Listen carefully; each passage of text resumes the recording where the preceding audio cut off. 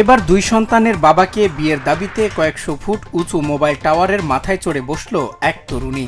আর নিচে দাঁড়িয়ে তখন কান্নাকাটি করছেন অসহায় মা। যে কাণ্ড দেখে হাসবেন না কাঁদবেন তা ভেবেই কুল পাচ্ছেন না সাধারণ মানুষ।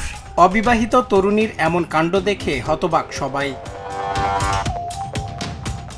মেয়েকে না পেয়ে মা ভেবেছিলেন মেয়ে হয়তো আশেপাশে কোথাও গেছে, কিন্তু ভুল ভাঙল যখন দেখলেন পুরো গ্রামের মানুষ তাকিয়ে আছে আকাশের দিকে। আর তাদের আদরের মেয়ে ভালোবাসার মানুষকে কাছে পাওয়ার দাবি নিয়ে উঠেছেন এলাকার সবচেয়ে উঁচু টাওয়ারের মগডালে। মায়ের তখন বুক কাঁপছে, এই বুঝি পা ফসকে পড়ে গেল মেয়ে।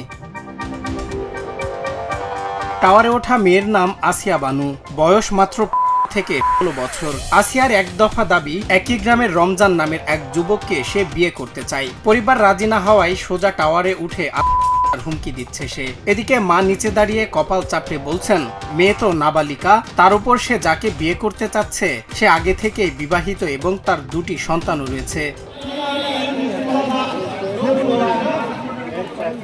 ঘটনাটি ঘটেছে ভারতের লহরপুর ওয়াই এলাকায়। পরিবার জানায়, গত 1 মাস ধরে আসিয়া কারোর সাথে ঠিকমতো কথা বলছিল না। সে খাওয়া দাওয়াও কমিয়ে দিয়েছিল।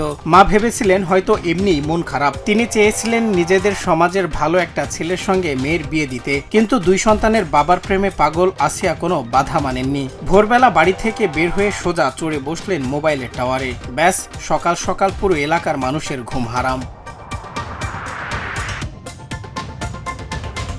তরুণীর এই কাণ্ড দেখে যখন নিচে শত শত মানুষের ভিড়, কেউ মোবাইলে ভিডিও করছেন, আবার কেউ হাসাহাসি করছেন। দুই সন্তানের বাবার জন্য বছরের মেয়ের এমন জীবন বাজি রাখা দেখে সবাই যেমন অবাক হয়েছেন, তেমনি এই অবুঝ পাগলামি দেখে হাসির রোল উঠেছে পুরো সামাজিক যোগাযোগ মাধ্যমে।